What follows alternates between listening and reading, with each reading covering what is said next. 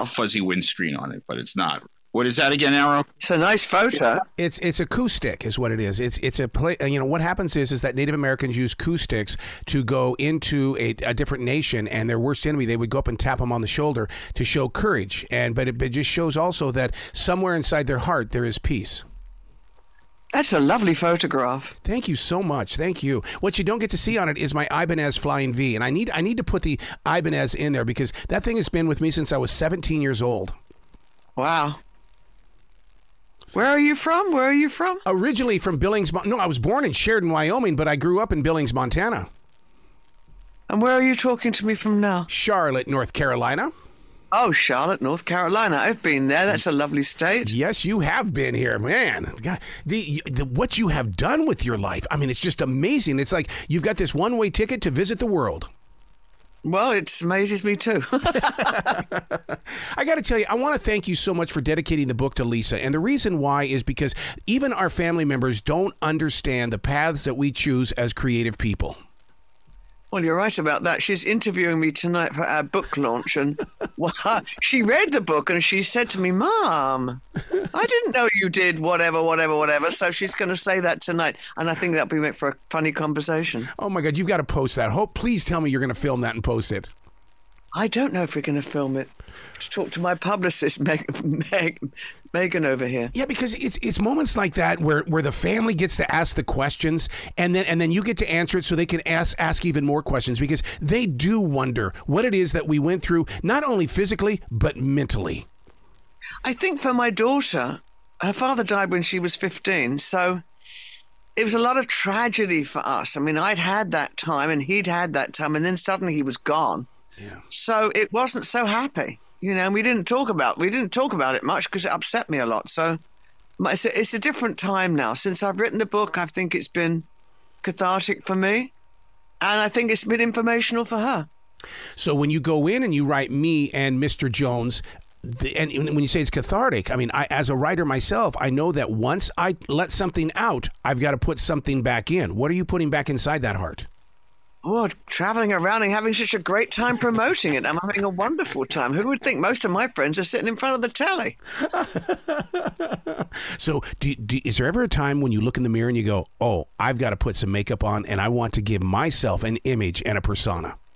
Well, I have to put the makeup time, but I've been putting makeup on for Zoom calls at 8 o'clock in the morning, and that's a bit of a challenge. I'm normally on the couch with a cup of tea watching the news, Yep. And now I have to be camera ready and something nice on top. I might be sitting in my knickers, but something nice on top so I can do a Zoom call. So, yes, in actual fact, I am starting to use makeup, which I rarely used before. But now my daughter's taught me about contouring and little eye stuff. So, yeah. I'm using makeup more now. Wow. Becoming Ziggy. As an artist, I know what that transition is like. As you were putting that makeup on, could you see that physical transition happening in front of you? Well, you know, I didn't use the makeup. David had a makeup artist, Pierre Laroche, or he did his own makeup. I did his hair. That's what I did. And I prepared his costumes, made sure everything was working, zips weren't stuck, all that kind of a thing, for him and the band. Yeah. So obviously you can see the transformation when he comes in. To sip a glass of wine while he was applying his makeup and I was doing his hair. And you could see him and the band were slowly transforming themselves into what they were going to be on stage. See, and to me, it's not just hair. I came from that generation where that hair was the image. I still have long hair to this day, but it is my pride. I mean, there's just something about that story with people that aren't afraid to do things with their hair. Well, I thought he was so brave. I mean, I never thought I'd be talking about this haircut some 50 years later. That always kind of astounds me. But it was a groundbreaking haircut. The haircut I originally did was a Kansai Yamamoto model, and she just had a short puff of red at the front. So pretty soon afterwards, it became my haircut. It stood up all over. It had longer back, longer sides. And, of course, I found the color. Yeah, yeah. Oh, my God, that is so bright important. Red color. Even today, color is everything. I love the way that people... Color's everywhere now, though. It wasn't so easy back in those days. For some reason, in our salon, we used to carry the Schwarzkopf range. And there was a fantasy range, and for some reason they'd ordered some of these fantasy colours. And one of them was the one I used on David, Red Hot Red. 30 volume peroxide for any hairdressers out there to give it some lift. The problem was really making it stand up because there was no fixatives in those days. I think we had soft setting lotions or dippity-doo, and that wasn't going to do it. So I used this anti-dandruff treatment from Germany. It was called Guard. The side effect of this hair product was it set hair like stone. So I used it on David, and it worked really well. Wow. I was going to ask you, because there was no mousse back then. There was no way. There was nothing. But mousse would have been too soft anyway. Oh, my God. But it was it's the gels, I think, today that allow you to shape your hair in certain styles. We didn't have that stuff back then. We didn't. You're going to think I'm a freak, but I used to use Noxzema, and the only reason why is because I was trying to create a mess so I could do something with the mess. Yes. What did you use? I would use Noxzema. I would make it, and then it would make it kind of, when it would dry, it would be kind of like crystally. And it was like, okay, now I've got control. Like a cream, right? Yeah, exactly. Yeah, well, exactly. Some people use very different things for helping with beauty products. I used a girl that used to use Preparation H under her eyes. And apparently that really got rid of those bags. I mean, who knew? So when you're out there and you're bringing this stage together, you get to see the performers before we do in that live audience. I just can't imagine the conversations and or the eye conversation that you would have as things began to evolve. Well, I saw them in London at a college before I joined up with them. That was my turning point. After I saw that concert, I knew I had to be part of this, and that was my main focus, was getting to work with them. My friends told me I was crazy. No girls went on the road. But it was right in front of me. That was right in front of me, and I had to snag it. And I managed to do that. And then we were on the road, and it was rock and roll in its infancy. Yep. You know, on buses, fans were chasing us up and down England, and then America. It was an incredible experience. Incredible. You know, you talk about no women, but yet you were the only woman on that entourage. That's right. I was the only woman on the road. I think I was the first girl roadie. I mean, I say that tentatively, but I'm pretty sure that I was. I never, ever encountered another girl that was on the road working on a crew. I was the first. Do you think that today we're trying to get back into music having an image with hair and with fashion and with just the persona of mystique? The mystique's gone, though, hasn't it? I don't see it these days. Maybe it's because I'm older. I don't know, but I just think, God, how do people do it these days? The music business has evolved into such a business. You know, if a band starts out, are they going to get a record deal? From who? Some place online that's going to give them what? There was a few record companies back in those days, and when you were signed to those record companies, you had more of a chance. You know, people would promote you.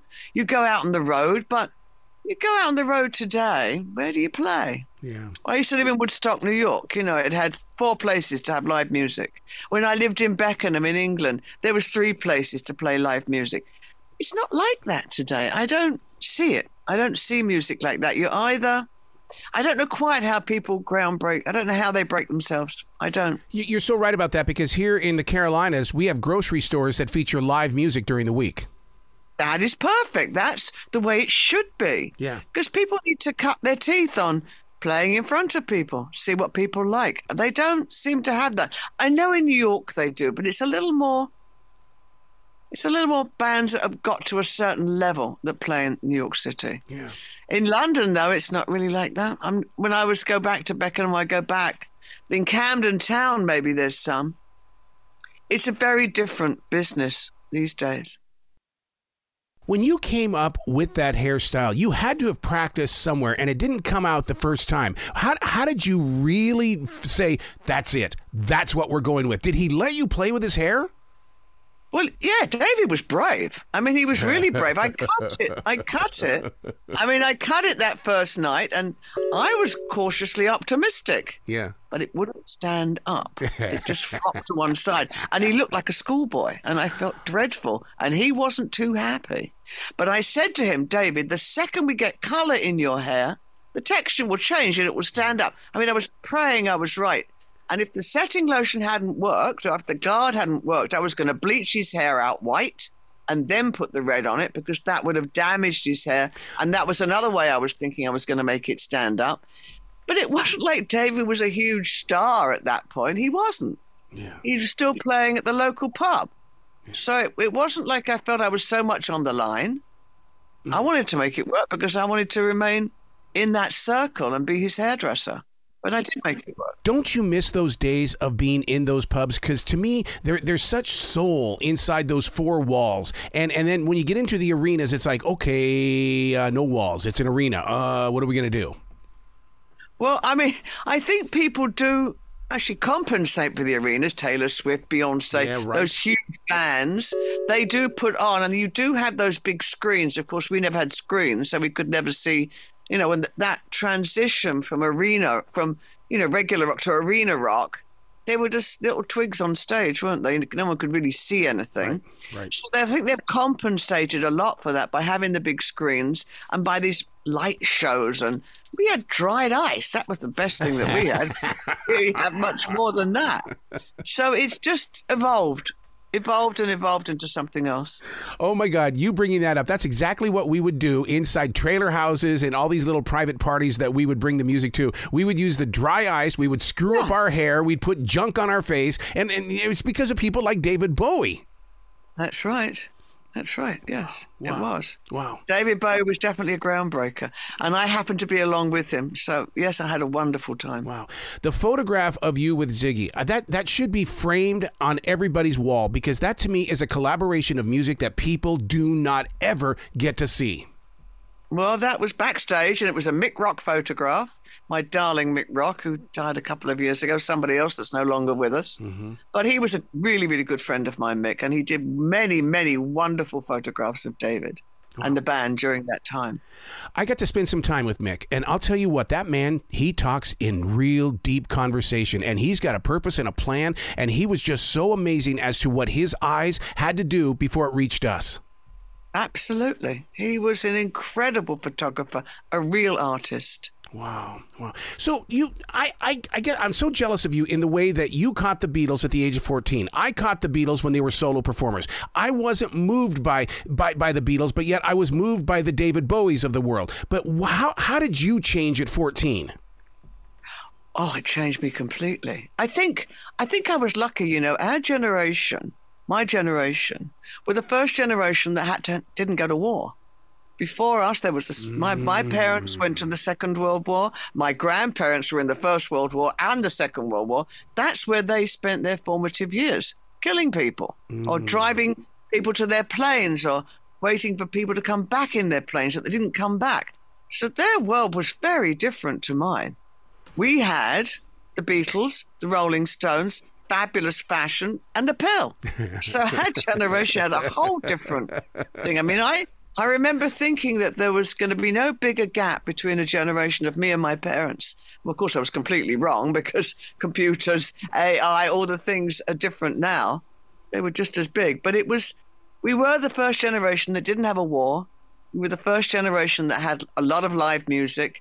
And the Beatles, of course, changed everything. Wow. Seeing them in that small place I did in Fairfield Halls. I mean, I say see them because I couldn't hear them. We screamed the entire 45-minute set. Yeah. Why did we do that? Do people still do that? I'm not sure. Yeah, do people scream at Harry Styles so they can't hear him? Yep, they sure do. I don't know. I've talked with people that have seen Harry as well as Taylor Swift, and all they remember is how they have no voice because they couldn't stop singing and or screaming. That's right. So it's a very strange phenomenon. You know, I think it's very odd that we do that. We pay good money to go and see a show and then we scream all the way through it. Wow. I don't know. I think only really young girls do that these days. I got to tell you, you've given me a new feeling about the black and white photos that are featured inside Me and Mr. Jones. And the reason why, when you talk about, you know, you're the first generation that didn't have to go to war, but yet now that I go back and I look at these photographs, I'm going, but yet that's what she had at the age of 14 were black and white photos. And now I have a new respect for every reason why these photos are in this book. Well, it wasn't encouraged to take photographs of David on the road. It wasn't. I have a couple of snaps. But also, There was no iPhones, so you had to physically have a camera. You had to buy the film, really expensive. You had to develop the film, even more expensive. And you might be lucky if you get a couple of snaps. You know, it wasn't a little brownie, Kodak brownie was what I had.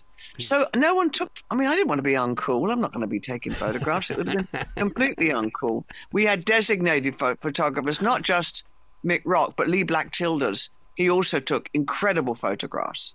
Wow. Of that time. A man just shared a quote with me a couple of weeks ago when you talked about these photographs and how you really didn't take a lot of photographs. He said, what would you rather have, a memory or a dream? And that kind of reminds me of what he just asked, because you've got so many memories that you've now put inside this book. So now those of us that dreamed about it have something to hold on to.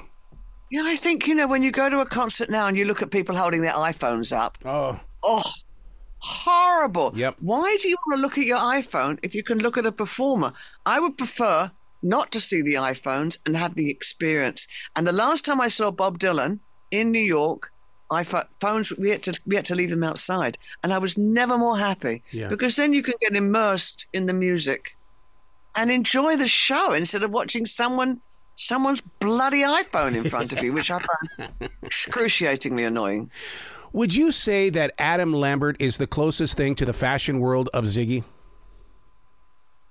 I guess so. Yeah. I mean, what is he doing now? I haven't seen him for quite some time. Oh, my God. I must be on his list to receive videos, because I get him every single day. And every day I see his makeup, I see his hair, I see his fashion. And I go, I know you're Adam, but I also see David Bowie inside everything. David Bowie was the first. Oh, my God, David Bowie was the first. And what a fabulous person. What a great-looking guy David was. Yeah. I mean, and how he was very clever, David. It wasn't till after I left him and I was with Mick Ronson and Mick's trying to put his solo show together that I realised that we actually weren't David and Angie. We were just Mick Ronson and Suzi Fussy from the hairdressing salon and the school gardener. And for David and Angie, it was almost effortless for David to change himself, to do something different, not just musically, but the way he looked. Yep.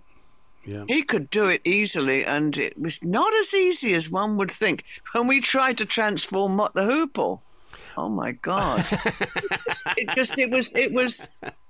couldn't think of anything. We just couldn't think of anything. They just had short hair, and it just looked like Mott with short hair. It wasn't a groundbreaking change like David. Every time David changed his appearance, it was incredible. Yeah.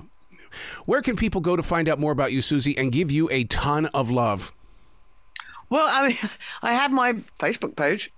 I know that I'm on Faber and Faber from the UK, and I'm on Pegasus in New York, and you can see a lot of stuff about me there.